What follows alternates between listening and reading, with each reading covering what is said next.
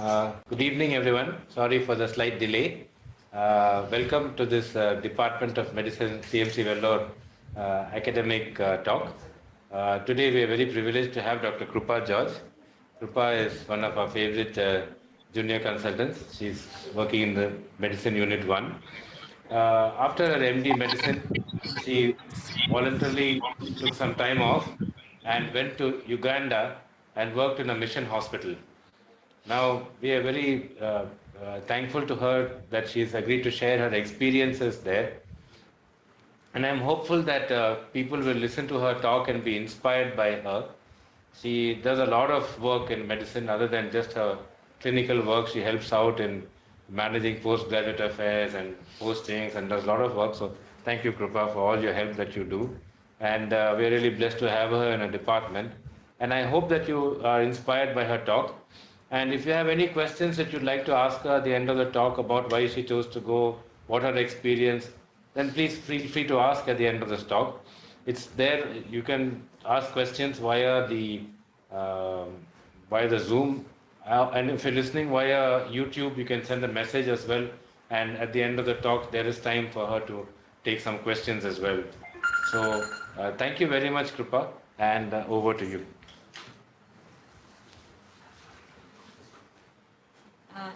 Thank you, sir. Good afternoon to everybody. I'm Kripa, and as sir mentioned, I'm a physician working here in the Department of Medicine.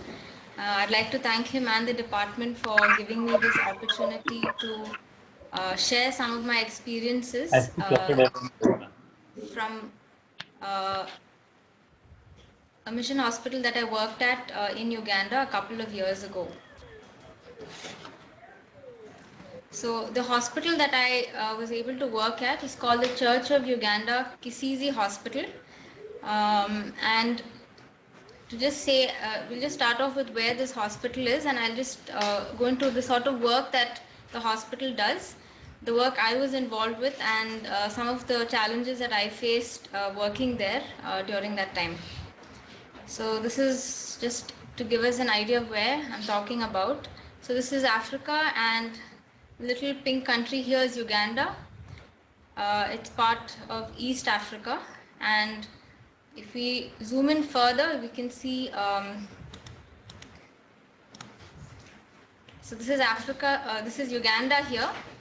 We've got Kenya here to the right, Tanzania here, Rwanda, DR Congo, and the hospital I worked at, Kisizi Hospital, is located here in western Uganda, and it's 8 hours away from the capital. So just to give everybody an idea of where this hospital is.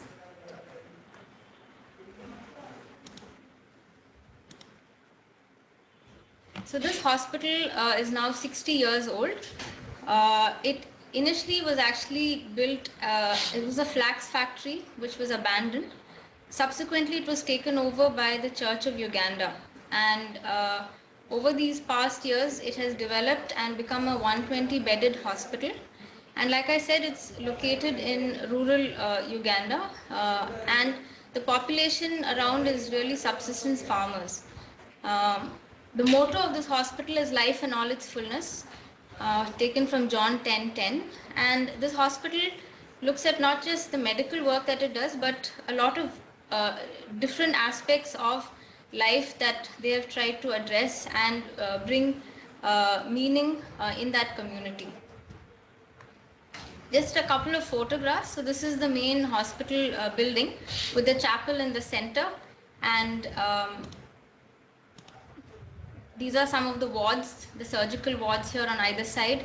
This is the maternity department here.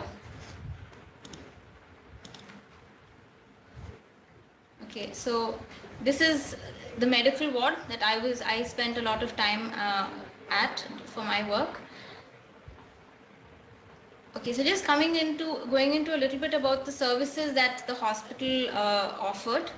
So if you look at the hospital per se, they were able to offer services in medicine, surgery, obstetrics, and pediatrics. So these 4 departments had one consultant at least heading these departments. The other 3, that's orthopedics, PMR, and mental health, were areas that were actually headed by clinical officers. So in Uganda, because of the severe shortage of trained doctors, post completing school, that they have a 3-year training wherein they are trained in one specialty like orthopedics, for instance, at the end of which they are actually able to provide basic care in the community, and these are trained actually to provide these services at a community level. But because of the shortage of trained personnel in the hospitals, a lot of hospitals have them also helping out in these various departments. So the additional services, apart from the hospital, the inpatient facility, there's also a very large community health insurance scheme catering to around 50,000 people, and for a yearly premium of a very small amount, patients have access to free care for emergency surgeries. Also, some of their outpatient care is covered under this. And this makes a huge difference to these patients who come from the regions around, because like I mentioned, they're just subsistence farmers who would find it very difficult to pay out of pocket for health emergencies. The hospital also has a primary school that's attached to it, and so this is one way they have addressed the educational needs of the community there through this hospital. There's also a school of nursing and midwifery where a lot of people come and train to become professionals so that they can also then go out to other areas. The hospital on its premises also has a waterfall called the Kisizi Falls, and attached to this is actually a power company, and the waterfalls is used to generate hydroelectric power. This power is actually used to run the hospital and provide electricity to some of the neighboring villages. So in the time I spent there, so in Uganda, the seasons are basically like the wet and the dry season. So when the rainfall levels would come down, the amount of power generated would be less, and that would affect how much power we could have for private use and also at the hospital. But definitely they have harnessed the power from there, and it's in this very rural area. It has ensured that the hospital has electricity. The other thing is that the waterfall has also been developed as a small tourist spot, and the money that they generate from that is actually used to subsidize care for needy patients at the hospital. So they have a fund that they run called the Good Samaritan Fund, and that is used to help patients who find it difficult to pay for their treatment. Uganda has been ravaged by two major things. One was Idi Amin and a lot of people who died because of a lot of conflict that happened, and the second is the AIDS epidemic. And unfortunately, one of the results of this is there are a lot of children who are orphans. So the hospital has a child sponsorship program wherein children are helped in terms of their education, orphans, and they're all at least till they complete high school. Many of them are also helped to go on to do their undergraduate and postgraduate training in as they were interested. So for children who would otherwise not have an option of getting an education, this child sponsorship program has really helped so many children get an education and then get trained so that they can also go on to be self-reliant. So the motto of this hospital is life in all its fullness, and so they've not just focused on illness and sickness and just the hospital. There's so many various aspects to this hospital that they have addressed and are being addressed to help the people around. So that's just a picture of the primary school. As you can see, there's a dirt road there, and this is the road that is there for like 20 kilometers off the highway. It's just this, and so it's a very rural area, as you can see from this photograph. This is the waterfall that I was talking about, and this has been developed, as I said, for as a small tourist area. Just a few more pictures of the hospital, just to give everybody an idea of the place there.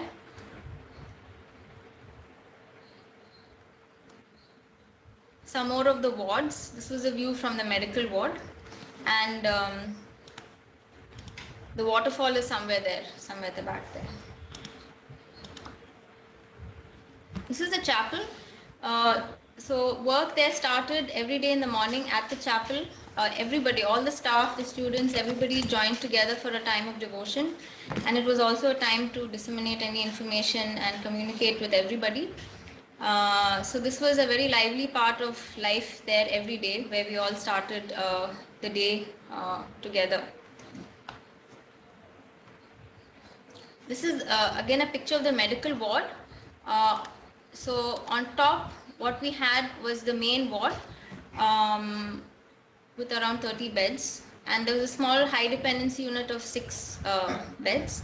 At the bottom was the isolation facility, mainly for patients with pulmonary tuberculosis and also acute diarrheal illnesses. So this was the inpatient care that medicine was providing at this hospital. This is another picture of us doing rounds on the ward. So that's the nurse, that's a nursing student, then that was our intern there, and this hospital also has a lot of people who come from overseas to volunteer some of their time to help the hospital. So this was Dr. Anna, who had come from the UK to spend a few months there to help the medicine department. This is a nursing student who's administering some medication.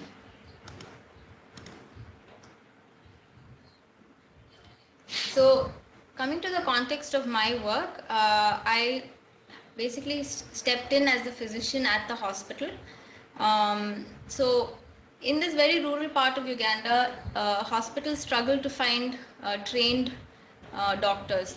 It is a big struggle to get consultants in specialty, in any specialty.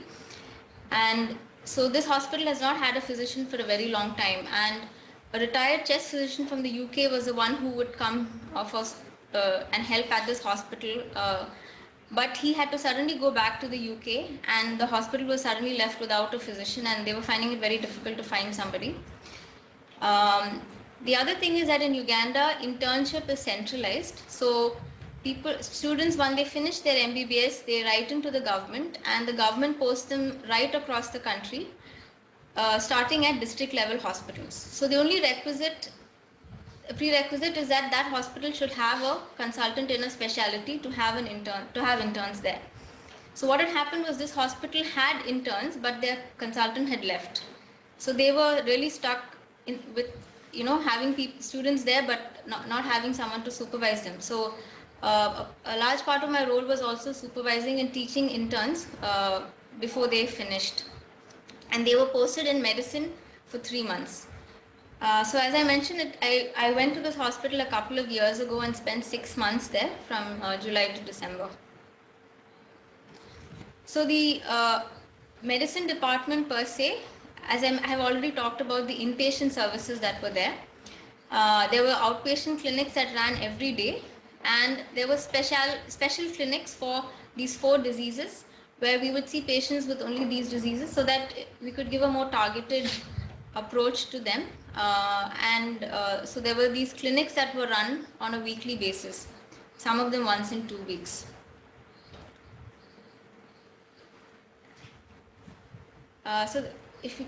One of the clinics where I spent a lot of time and tried to help was at the diabetes clinic, and this hospital is like any secondary level mission hospital in India, but in a very different social context, with a very different economic context as well. And one of the big challenges was that most people really struggle to pay for their medication. And it was a huge challenge because there would be a lot of non-compliance just because they couldn't afford it. It was very common to see type 1 diabetics come in 5 days, 1 week later without any being off insulin for that many days because they had just not had any money to buy insulin. insulin of the medication that was being prescribed was something that was quite expensive, and actually the hospital subsidized most of the insulin that was used by patients. And because it was too expensive to have two types of insulin, even type 1 diabetics were routinely being managed with Mixtard, which is a pre-mixed insulin. So these were things that I had to kind of adjust to and try to see how best to help patients have, attain a good glycemic control when, these kind of problems were there. So some of the challenges, this particular place is actually it's a bit cold. So most people wear closed shoes, and we found that a lot of people had intertrigo or ill-fitting shoes, which were actually, compounding the problems that patients develop because of diabetes. And we were able to teach all the nurses and our interns how to just do basic foot examination and teach our patients foot care, which really goes a long way in preventing amputations. The other thing was to introduce a split mix regimen where we use two different types of insulin to try and achieve a better glycemic control. Like I said, most patients really struggle to buy insulin, so expecting them to have a glucometer was completely unreasonable. So the hospital actually would give patients a glucometer and the sticks free of charge for certain periods of time for them to, check their sugars at home. And this was then used to help them get, better glycemic control. Even little children as old as 3 and 4 would be on Mixtard just because they couldn't afford it. So that was quite a big challenge, trying to help them in that place.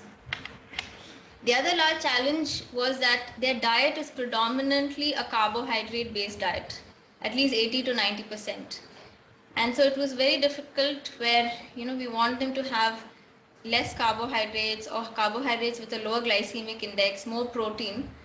It was so hard to try and contextualize that for that community where the diet was predominantly carbohydrates. So when I say carbohydrates, they would mainly eat potatoes, sweet potatoes, a type of raw banana called matoke, or maize flour, and a large bowl of this is what would usually be had for a meal. So it was very difficult for them to then try and think about how to reduce that carbohydrate amount that they were consuming.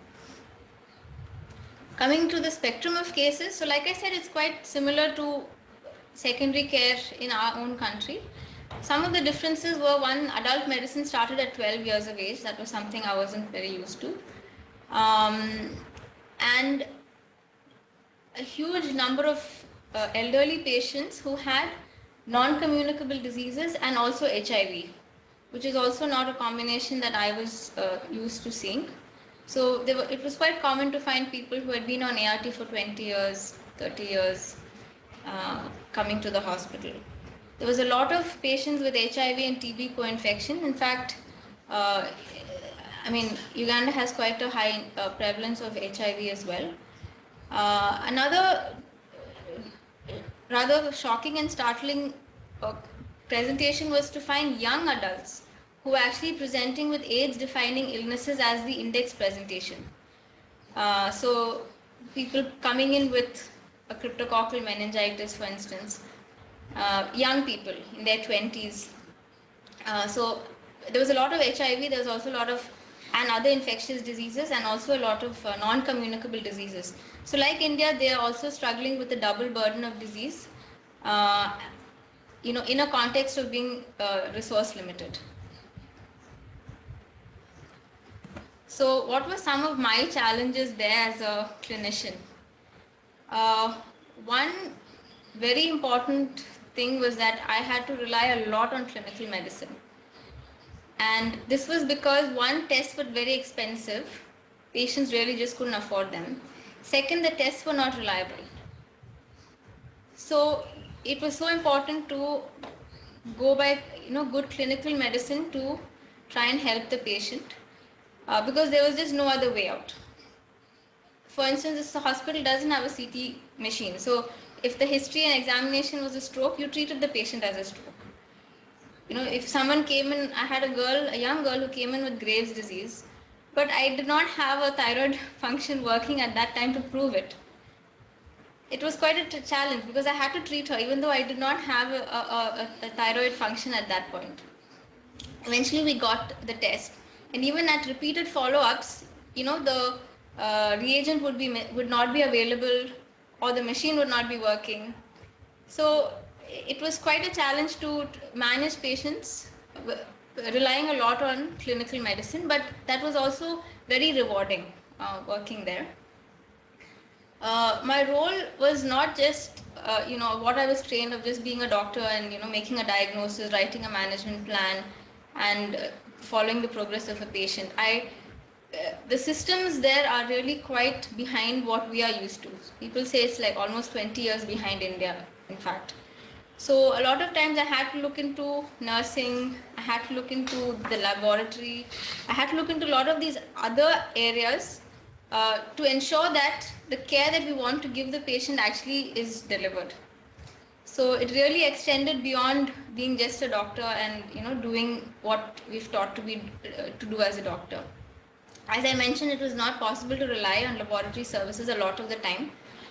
And that for anybody in general medicine is a huge challenge.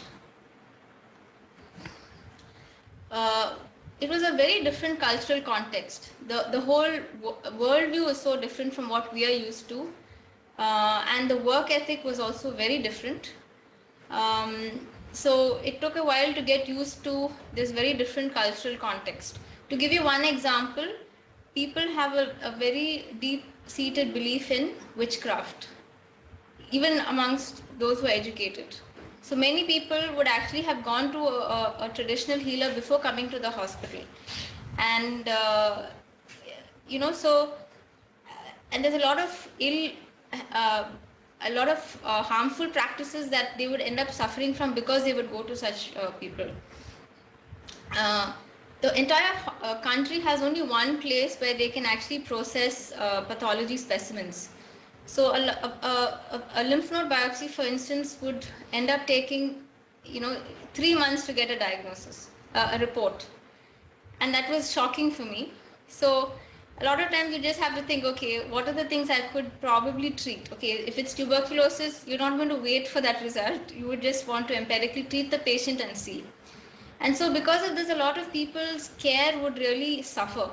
Or by the time they would get a diagnosis, if it was a malignancy, it would have spread. So these were systemic problems which I faced for the first time when I was there. Now in Uganda, people do speak English, some people, but they have their own tribal languages, and the one where I was staying is Ruchiga. So most often I had to communicate through a translator, and which meant that just taking a history could take like 1 hour sometimes, just trying to go back and forth for them to try and explain to me what was happening. So that was quite a challenge of just not being able to speak to them in their own language and understand what they were trying to say. The hospital per se relies a lot on external aid. So because of which there's not much money to actually subsidize care for needy patients. So though there were people who really needed help, there wasn't that sort of money to write off and help patients. And that was quite a challenge, because even in the mission hospitals I have worked in, there is some money that you can use to write off patients' bills to help them with their medication. But this was a hospital that really struggles with its own finances. So it was quite a struggle to be able to subsidize care. As I mentioned, the Kisizi waterfall and the tourism area was definitely helping in this area. A lot of treatment was empirical, and initially I was not used to that because we want to be very sure of what we're treating. But like I said, because of the problems, especially with the laboratory services, we just had to empirically treat patients for a meningitis. So because you could not rely on the report from, let's say, the CSF analysis. There were no cultures, so you would never really get a microbiological diagnosis. So you just had to go by the history and think, okay, what's the most likely thing, and treat the patient. Another big challenge I faced as a physician was access to information. I've trained in a place where, at any moment you can definitely access what up to date. You can look at so many resources to find out, to help you with managing cases that are difficult. And in Uganda, the internet and the phone services are very, very expensive. So even internet access was very expensive. We only could turn it on when we wanted to send a WhatsApp message or an email. It couldn't just be left on because it was so expensive. And UpToDate actually has a 1-year free subscription for people working in resource limited settings, and I was able to access that, and that was a huge help for me to be able to look up things that I wanted to from there. Another one of the big challenges I faced was the fact that because this hospital was a bit remote, we would suddenly run out of drugs. A lot of times it was life-saving medication. So, for instance, you'd have a patient on inotrope and then it will run out of stock. Or you'd have a patient with organophosphorus poisoning on an atropine infusion and then it will run out of stock. So, then they would try to source it from somewhere 4 hours away, send someone to get it. So, a lot of times, like I said, my role was not just, trying to manage the patient. It was also trying to look into these aspects because they adversely affected patient care.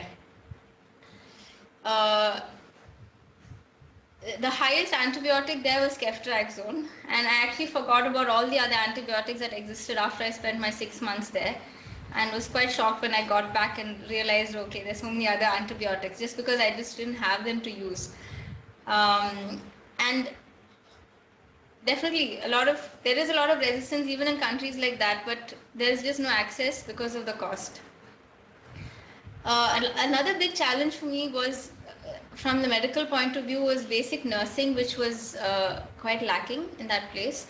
And one of the reasons is because it has not been developed any further from where the British left nursing in that place. So a lot of their nursing practices are what was done 70, 80 years ago. Nursing has also evolved a lot, and it was quite difficult to work with a system which was really outdated. So to give you an example, nurses were not assigned to patients. They were just given tasks to be done for the entire ward. So one nurse would check everybody's vital signs. The second would administer drugs to the whole ward. The third would collect samples. So when you want to give care to one patient, no one would actually know everything about that patient. Nobody would take responsibility because everybody is doing little parts of the patient's care. And I understand this is how it was even in India many, like 70, 80 years ago. But it has changed now. So a lot of my time I actually spent with the nurses trying to improve the system so that they would also feel more involved with patient care, and also the patients would benefit from the sort of care that they would receive. So intake output is something we just take for granted. We just know that our nurses will do it. We just have to go and flip the chart and see what is the intake output. They had no concept of an intake output chart. So this was one of my first successes after 2 or 3 months of just, trying to show them how we had a lot of patients with heart failure. And without an intake output chart, I found it impossible to try and titrate, their fluid intake, the diuretic dosages. So this was how I had to, work with them to show them how to do it, to teach them, you do this every 12 hours. And finally, when they found that this actually helps with patient management, it was something that, they actually have continued to use. And I remember being so excited about this, so excited that there was an intake output chart. But unfortunately, I couldn't share this happiness with anybody on this continent because nobody could understand what I was talking about. Because we just take it for granted, like, yeah, so what is the big deal?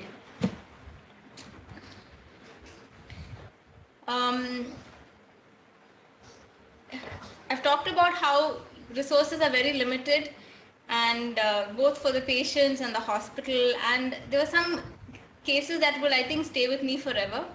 One was a patient, a pregnant lady who had cryptococcal meningitis, cryptococcemia, who was actually not diagnosed for 3 months. And they had to do a postmortem delivery on her because she passed away in the ward. Another was a 104-year-old lady who accidentally consumed organophosphate poisoning. We thought, she's not going to make it, but she was such a fighter and she made it. The hospital, there was no ventilators at this hospital, and most patients with OP poisoning, for instance, would pass away.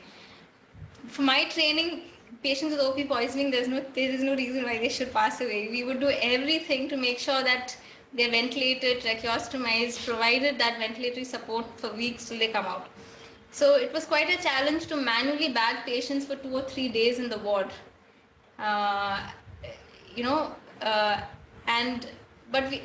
This was something that we had to do. Another patient I remember was a staff who, I'm not sure why, underwent a hemithyroidectomy for Graves' disease, and in the process lost her voice, and was still toxic at the end of it, and on medication but still toxic. And to just give you an idea that the entire country does not have nuclear medicine facilities, so you cannot do a radio uptake study or ablation in Uganda. So patients really suffer, and in our country, even if you don't have the money, you could find a government hospital somewhere which has it and get that care.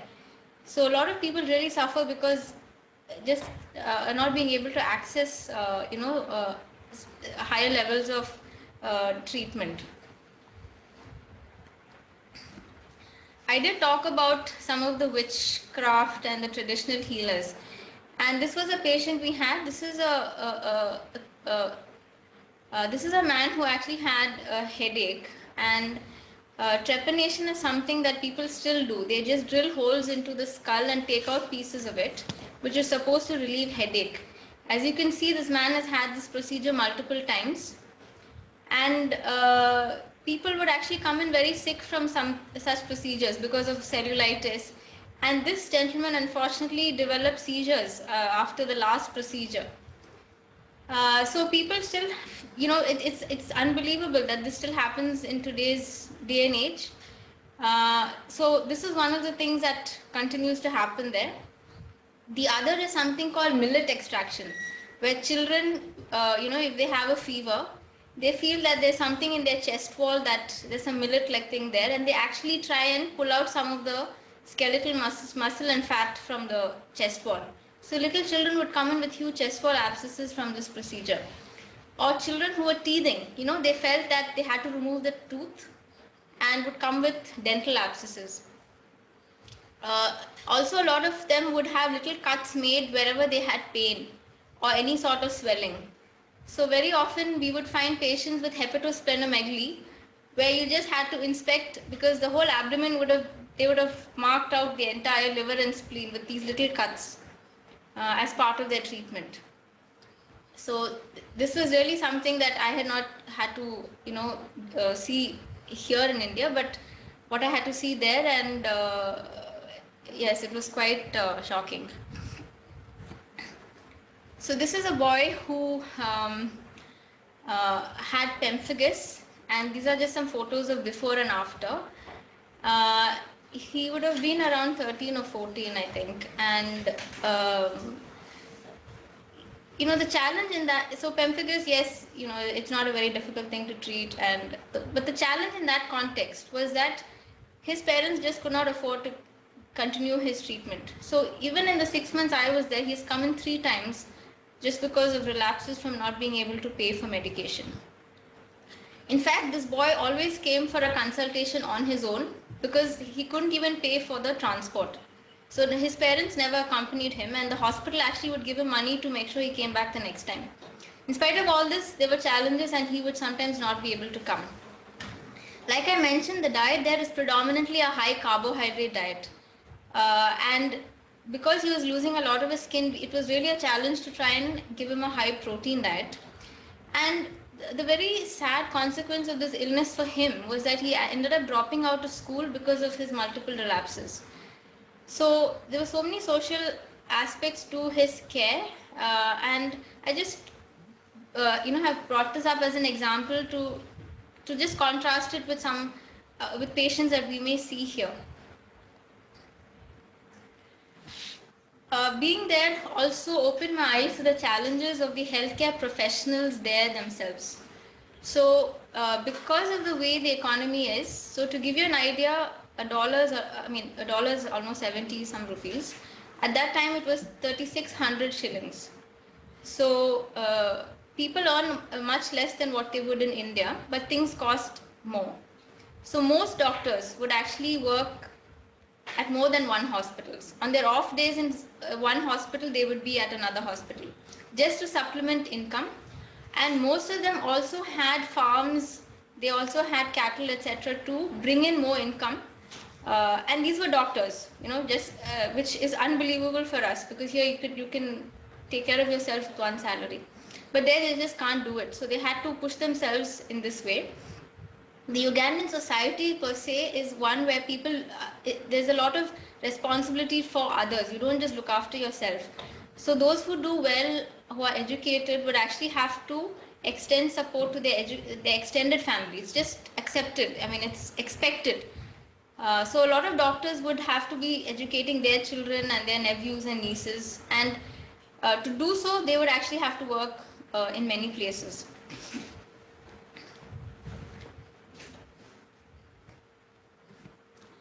So apart from what I saw there, I also learned a few things from the Ugandans themselves. Like I said, this country has been ravaged by civil war and then the AIDS epidemic. But in spite of it, they are one of the most friendly people I have ever met. They're so friendly. And certain things in their culture, one is they never confront. So whenever they have a disagreement with somebody, they just resolve it in a non-confrontational manner. And that was something that was new to me. So you will never hear people fighting, you never hear people shouting. If they don't like something, they will very politely tell you and somehow discuss it. They will never confront. Also, I saw how, even healthcare professionals were just struggling to survive, in the sense of, how many jobs they were doing and all the things they were trying to do. But in spite of that, they were so resilient and they were trying to do whatever they could in that hospital that they were at. Because of the AIDS epidemic, there is a lot of broken families. A lot of people have grown up as orphans or with just one parent. There's been a lot of food insecurity, a lot of, and in spite of this, so much of adversities, more than what we've experienced or know in the circles that we may be in, but in spite of it, they were so resilient, and that was something that I saw for myself when I was there. So I definitely feel I came back to India a much more grateful person. I was so grateful for my training. I was very grateful for the country that I'm in, the healthcare that I can access, the sort of hospitals, the place I can work from. And it definitely showed me that, I really was so grateful when for how much we have here. It also made me more sensitive to the challenges of healthcare professionals working in resource limited settings, to see how they are also struggling, in that place. I also realized how important it is to contextualize medicine, to use what I was given and trained, the training I had received, to make it of to contextualize it in that situation.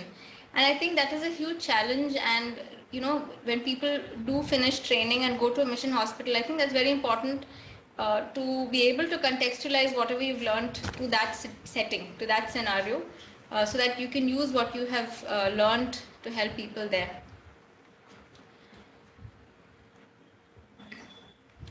I definitely had to work and learn as a team. So in some hospitals, we are quite used to not working very closely with the nursing staff or other allied staff. But here, there's one place we had to work as a team if we had to overall improve the kind of care that was being given to patients. And I truly valued the education I had received, the training I had received, and realized, how it makes such a big difference. So to just give you an example, there were volunteers who did come from the UK, and I could see how a lot of their training is dependent on investigations.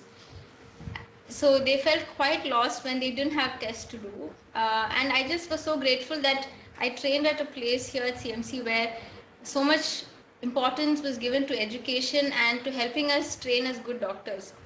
And I just saw how it makes such a big difference in a setting where resources are so limited.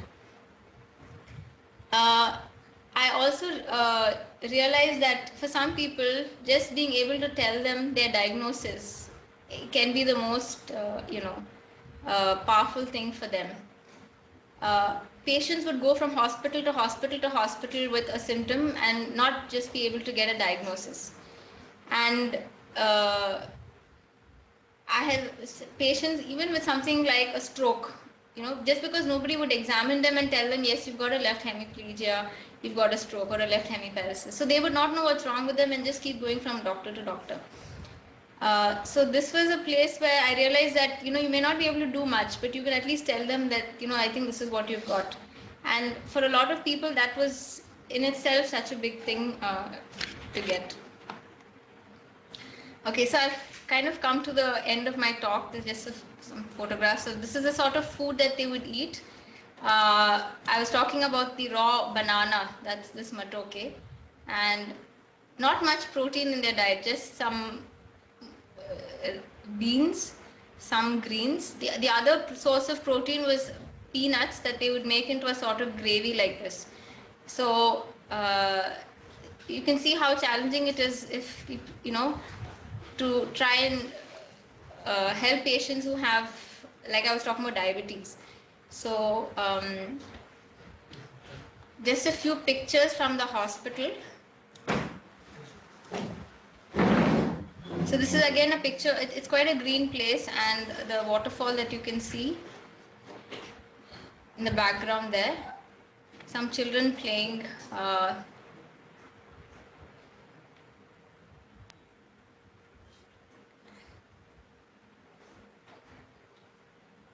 was able to stay there I was there during their Christmas celebrations, and I was able to be part of that.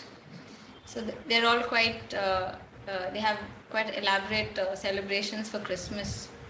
Some of the nursing faculty there and some nursing students.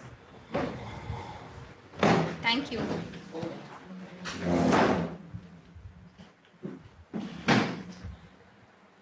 Say that if you have any questions. If there are any questions, I'm happy to take them.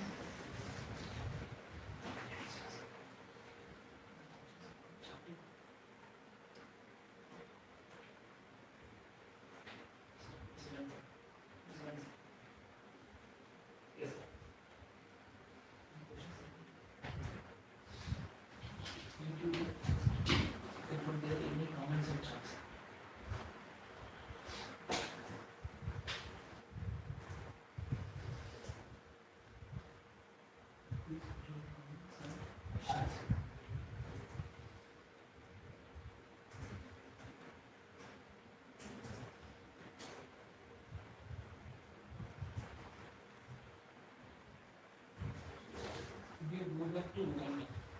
Sorry? We go back to Uganda. Okay. Dr. Tambu sir asking, do you go back to Uganda? So Dr. Tambu has asked me whether I would go back to Uganda. I definitely would like to go back to continue helping, this hospital. It's important, at least for a short periods, to go and try and develop areas that they need help developing. This hospital is linked to certain hospitals in the UK and Ireland, where specifically they come and help with PMR and mental health. So they have camps where they come every 6 months or twice a year or something like that. And I think that's very important, because then you can work on something and see that it develops, and it's something that's, it sustains. After I left, after a few months, they got another physician. I'm in touch with that hospital, and if there's an opportunity to go back and help for some time, I would definitely like to do it. Would it be a place that people after post-grad should go to? Do you feel you are a better clinician now? There is a question about would it be a place that people after postgrad should go to, and do you feel you're a better clinician now? I would definitely say that working at a different tier of healthcare from what you've trained definitely gives you a better perspective of healthcare. It makes you more sensitive to the needs that people working in those scenarios face. And it was definitely a great learning experience for me. And I definitely feel I'm a better clinician because of that experience. And I would really recommend that people do work in smaller places, at least for some time, because there's so much that you can learn in such places. Would you advise young PG students to have a stint in a place like this? If yes, why? If no, why? Okay, so there's a question from Dr. OC. Would you advise young PG students to have a stint in a place like this? I would definitely say yes, because it really opens your eyes to so many other issues that are there when it comes to patients and health. And if you only train at a tertiary care center, you will not realize how that's the only way you will see medicine. You will just not you will not realize that a lot of healthcare is actually at the primary and secondary level, and those are very important for communities. So it's very important as a trainee to understand to get a bigger picture of healthcare. And I feel if you just train in a tertiary care center, you'll never have that view. Okay. If you could choose one thing that place needs, just one, what would it be?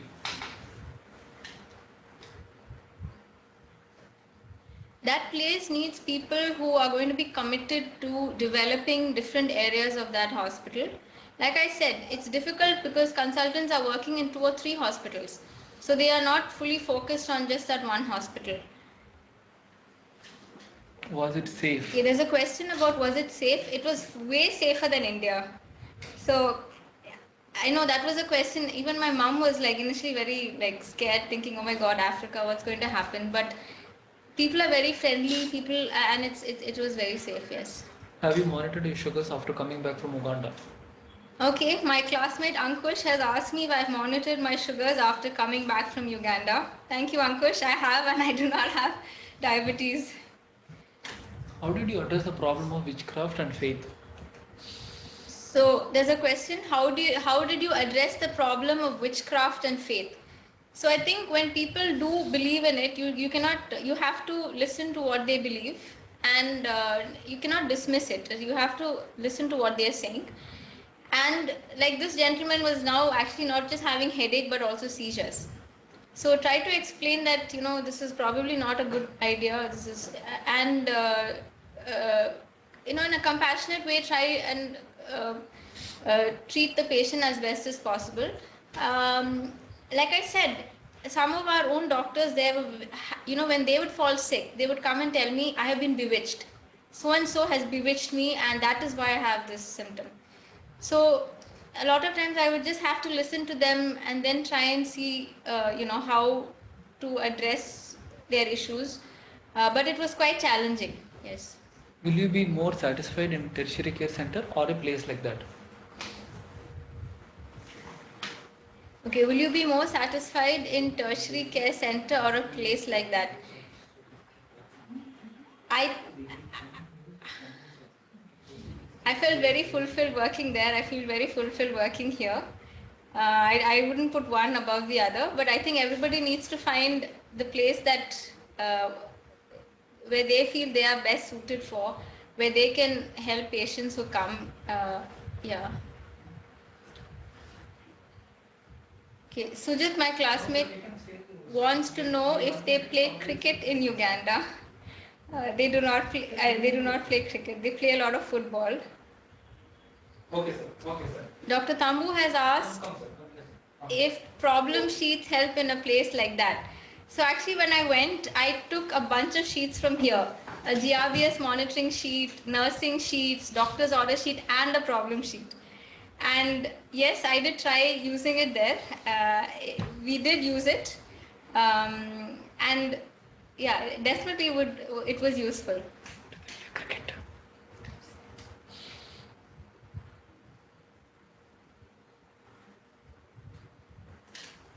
Say something. He's coming on.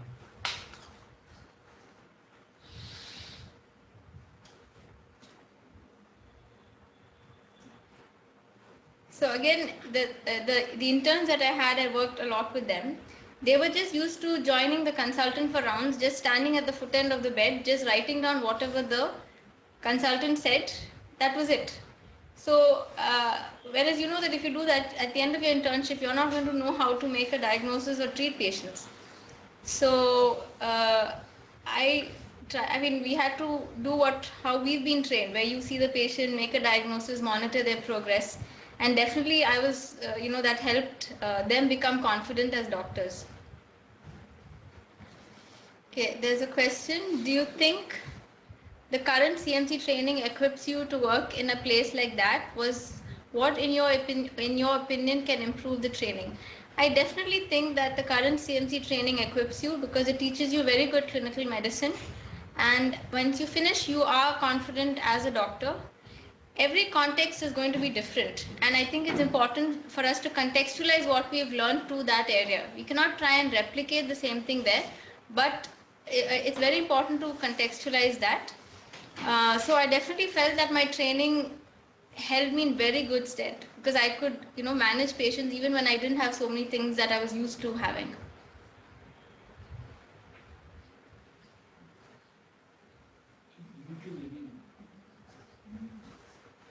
Any YouTube questions?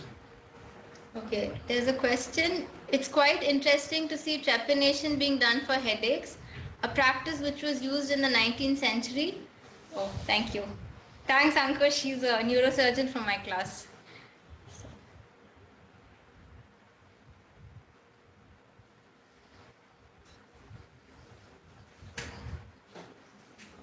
Okay, friends, once again, thank you very much to Krupa. It's difficult to share one's personal experiences, but I think she's put it in a very clear and nice, charming way. And I hope it inspires some people to try out these kind of places which are needy. And I'm sure she was a witness there. I mean, it's not such an easy thing that anybody can prepare you for. And I don't know, take some courage to do what she did. So hats off to her. Hats off to her parents for sending her, I think, there. I would be scared to send my daughter there alone to Uganda. But anyway, so if you have any further questions to Krupa, just mail them in to us and then we can ask her to reply to you. So thank you again to Mohan and thank you to the telemedicine.